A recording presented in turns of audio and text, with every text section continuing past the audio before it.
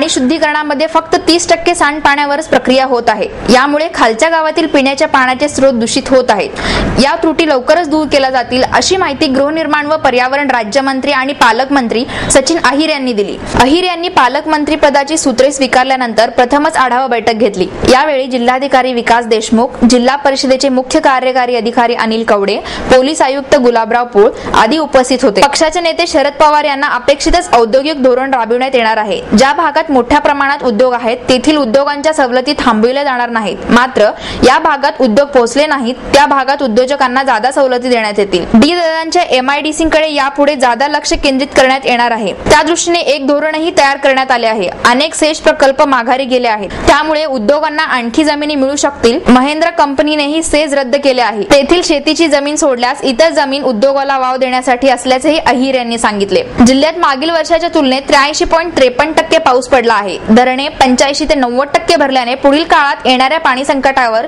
समोपचाराने वाट काढावी लागेल। पिण्याच्या पाण्याला सर्वप्रथम प्राधान्य देण्यात येईल, त्यानंतर 4 पिकांना प्राधान्य असेल। विहीर आणि बोरवेलला प्राधान्य देण्यात येईल, जेणेकरून धरणाच्या पाण्यावर अवलंबून राहावे लागणार नाही। फ्लॅटवर वॅटच्या निर्णयाचा स्वस्त घरांना फटका बसणार नाही। वॅटची संपूर्ण जबाबदारी विकसकावर असेल, ग्राहकांवर नसेल। न्यायालयाने न्यायनिवाडा केल्याचा शासनाचा निर्णय रास्त ठरला आहे। ग्राहकांनी पैसे देऊ नयेत, अनेक न्यायालयाने सांगितले आहे। गरज पडल्यास शासनाच्या वतीने योग्य तो खुलासा करण्यात येईल अशी माहिती अहिर यांनी दिली। आपल्याला सर्वात माहिती आहे की क्वार्टरली आपण रिव्ह्यू घेऊन आपण ही टंचाई ही जाहीर करतो। आजच जिल्हाधिकाऱ्यांना सूचना देण्यात आलेल्या आहेत की याही महिन्याचा जो अखेरचा महिना आहे या 3 मंथचा त्याहीमध्ये तोही आढावा घेऊन ती आकडेवारी जाहीर आणि जी टंचाई आहे त्यामध्ये जी गावं 50%च्या वरती गेलेली आहेत तेही जाहीर करण्याचं काम त्यांनी त्वरित करावं, जेणेकरून तिकडच्या जनतेलाही दिलासा मिळेल। त्यातून प्रशासनावरती पण जे एकंदरीत जे बोजा पडतो आहे प्रशासकीय कामाचा तेही या पुढच्या काळामध्ये होणार नाही, त्या दृष्टिकोनातून आज त्यांना सूचना देण्यात आलेल्या आहे।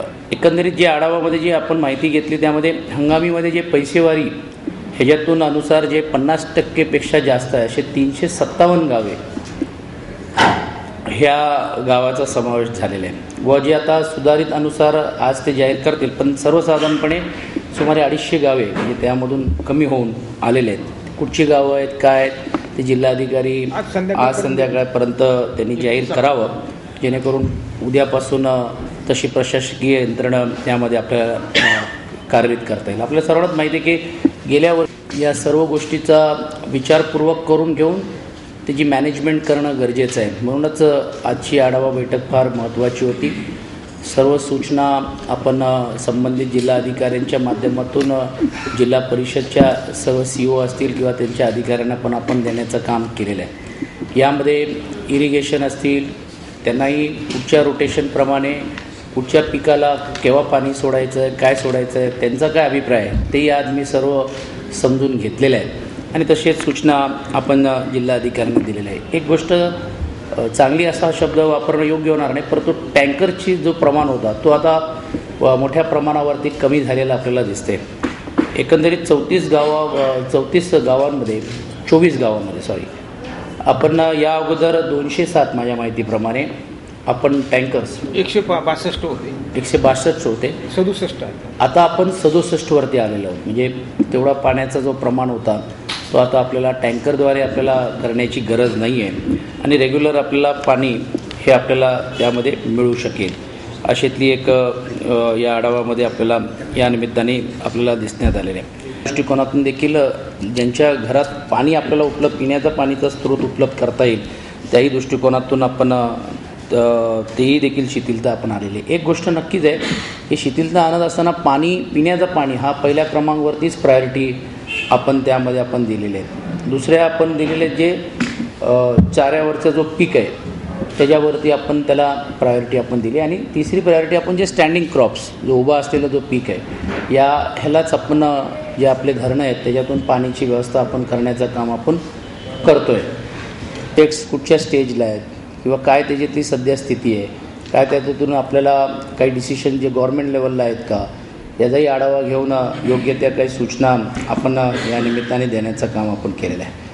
शहराच्या दृष्टिकोनातून आढावा घेत असताना सर्व विभागाचा आढावा आपण घेतला, मग इरिगेशन असेल, महानगरपालिकेचं असेल, पिंपरी चिंचवडच्या महानगरपालिकेचं असेल, महत्त्वाचे जे काही 2-4 विषय आहेत त्यात शहराशी संबंधित जो आरोग्याच्या दृष्टिकोनातून जो महत्त्वाचा जो प्रश्न आहे त्यामध्ये देखील आरोग्य विभागाच्या माध्यमातून 100 ॲम्ब्युलन्सेस, मग काही त्याच्यात ICUचे असतील आणि काही जनरल ॲम्ब्युलन्सेस असतील, त्याचाही प्रस्ताव तो प्रलंबित होता. त्यालाही तत्वतः मान्यता लगेच आज देऊन आपण तीही पाठपुरावा करून आरोग्य विभागाकडनं तसे लगेच ती मंजुरी आपण करून घेऊन आपण या जिल्ह्याला आपण देण्याचा प्रयत्न आपण करतो आहे. आणि अपेक्षा अशी आहे की त्यांच्याकडनं मंजुरी मिळाल्यानंतर पुढच्या वर्षी या शहरासाठी आणि एकंदरीत जिल्ह्याच्या स्तरावरती ICU असलेले ॲम्ब्युलन्स आणि जनरल ॲम्ब्युलन्सेसची देखील आपण मोठ्या प्रमाणावरती व्यवस्था आपण करण्याचं काम आपण करू शकतो.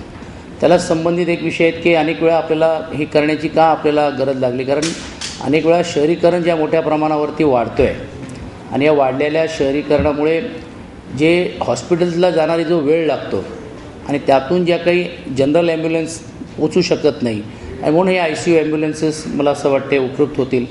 त्यामध्ये अशी मी सूचना केलेली आहेत की स्थानिक स्तरावरती देखील ससून हॉस्पिटल आहेत, त्या व्यतिरिक्त जे काही इतर हॉस्पिटल आहे, कमला नेहरू हॉस्पिटल्स आहेत किंवा जे सिव्हिल हॉस्पिटल्स आपल्याकडे जे आहेत मोठ्या प्रमाणावरती, तिकडेही ICUचे काही बेड्स आपल्याला तात्पुरते आपल्याला तयार करता येईल का आणि त्याच्याहीसाठी DPDCमधून आपल्याला काही निधी देता येईल का, हाही विचार आपण मांडण्याचं काम केलेलं आहे. अर्थात हा विचार आहे तिकडची एक योग्य ती परिस्थिती पाहून आरोग्य विभागाने तो आढावा घेऊन आपल्याला द्यायचा आहे. त्यामागचा हेतू एवढा आहे की आज एका पेशंटला समजा अटॅक आला किंवा सिरियस झालं तर त्याला हॉस्पिटल नेईपर्यंत जो टाईम पिरियड आहे तो कवर होत नाही आणि अनेक वेळा पेशंट हा फार सिरियस होतो. म्हणून त्याला लवकरच्या ठिकाणी त्याला ICUमध्ये नेऊन, आपली अपेक्षा ही नाही की त्या ICUमध्ये त्याला कंटिन्यू ठेवायचं, पण त्याला लाईफला स्टेबल करून मग आपण या ICUच्या ॲम्ब्युलन्सेसमधून आपण रेग्युलर हॉस्पिटलमध्ये पाठवता येईल का, हा त्यामागचा हेतू होता. आणि त्या दृष्टिकोनातून आपण त्या ॲम्ब्युलन्सची व्यवस्था देखील आपण करणार आहोत. ट्रॅफिक हा सर्वात मोठी समस्या या शहराला आहेत. आजही मी माहिती घेत असताना 100-150पेक्षा जास्त रजिस्ट्रेशन्स हे महिन्याला टू व्हीलर्सचे होताना आपल्याला पाहायला मिळत आहेत. आणि त्या दृष्टिकोनातून देखील आज आढावा घेत असताना आपल्याला ज्या काही ट्रॅफिकसाठी जे असलेले जे काही जास्त आपल्याला लोक आपल्याला पाहिजेत, कर्मचारी वर्ग आणि अधिकारी वर्ग हे जे पाहिजेत त्याची देखील आढावा आज आपण घेऊन पुढच्या आठवड्यामध्येच राज्याचे गृहमंत्र्यांबरोबर त्याबाबतीत एक बैठक लावून त्यांनाही वाढीव पोस्ट आपण देण्याच्या दृष्टिकोनातून देखील आज ही संपूर्ण माहिती घेऊन आम्ही तो निर्णय घेतलेला आहे.